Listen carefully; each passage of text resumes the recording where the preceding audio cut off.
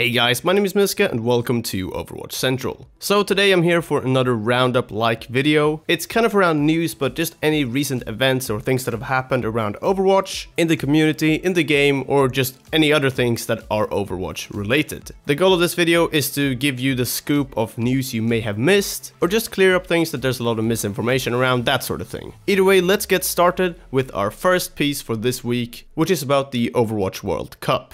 So in case you didn't know, Blizzard run an Overwatch World Cup. They ran one for last year, the Overwatch World Cup 2016. It basically was just a vote for players into a team that represent your country. Those players then played qualifiers, and then the people that won and got through the qualifiers went to BlizzCon to play the proper World Cup main event at BlizzCon. This year around it's a bit different in many ways, but now we've reached the second stage, which is the main difference right here. So the first stage was essentially for countries to get into the top 32 of finishing countries. This was based on the top 100 players in each country's average SR that then gave the country a rank. The countries have been locked in and so have nominees for each committee for each country. Now what each committee will do is that they will take players and create a team. So you're voting for 3 people out of 10 for your country that will then pick a team for your country that will play in the Overwatch World Cup. So you're not voting for the players, you're voting for the people that will pick the players and form the team. These people will not necessarily be playing in the team at all. You can go to worldcup.playoverwatch.com and check out everything on there. There's a lot of good info on there. If you scroll down, there is a voting section as well, where you can vote for the candidates for the committee to represent your country. If you're from Sweden, you can actually vote for me, and if you're from the UK, you can actually vote for Ryan if you want. So do feel free to check that page out. Either way, the Overwatch World Cup is a really cool event. Last year, the BlizzCon event was really great. It was well produced, it was a lot of fun to watch, there were a lot of people there, and a lot of people watching online as well. So yeah, check out worldcup.playoverwatch.com for more info on that. But that's all for the World Cup. Let's move on to the next piece, which is about console in particular, and I wanted to highlight this in a couple of ways.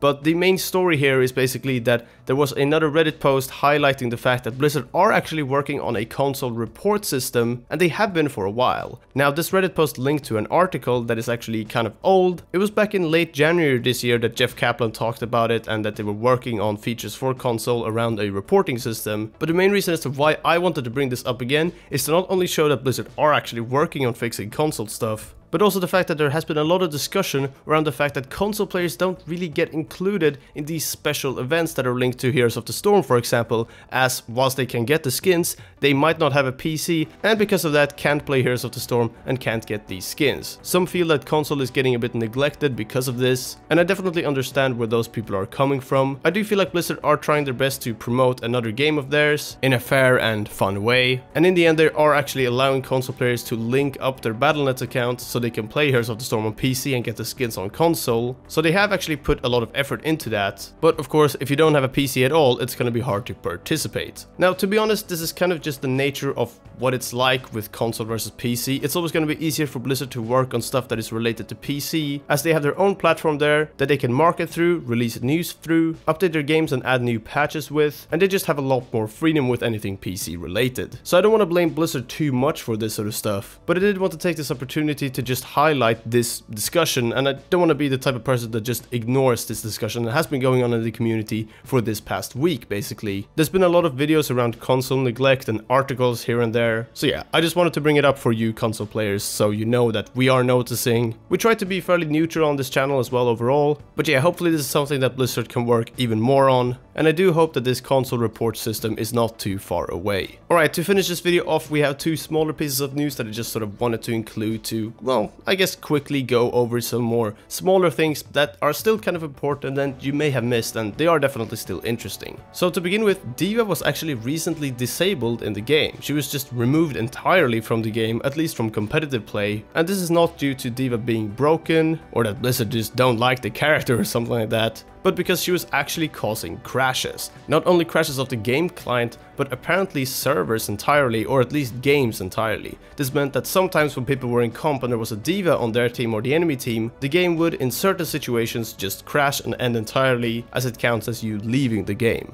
Anyways, she was disabled for about 3 or 4 hours I believe, and Blizzard have since then re-enabled DVA, so DVA is now enabled again for all modes. But this was something that there was a bit of confusion around at first. However, it's apparently fixed now, so in case you were wondering why DVA was gone for a bit, there you have the reason. And for the final sort of piece of news, I just want to mention that Overwatch will actually be free in May, but only in China. So this is a China-only event to promote Overwatch. The game will be entirely free, I believe, just to download and play however much you want with no limitations throughout the entirety of May in China, which I think is kind of a cool idea. I think China has a lot of potential there. There's a huge gaming culture in China and there's a big player base there, or at least a very big potential one as well. So I do think that events like these will help out Overwatch in terms of popularity growth. There have been free weekends a little bit here and there, especially on console, so it's always nice to see that Overwatch is made available to even more people occasionally. But yeah, just a small thing I wanted to highlight to round this video off. Anyway, let me know what you think about all of this, especially all the console stuff in there. Feel free to just comment below. I'm always very interested to hear what you guys have to say to these roundup videos, as there's a lot of different pieces of news, so people might have different opinions about the same topics, but may also be discussing very different topics from comment to comment. So yeah, do drop a comment down below and press like if you enjoyed the video. Thanks again for watching. Make sure to subscribe for more Overwatch content. But that is all for this time. Until next time, take care, and we'll see you then.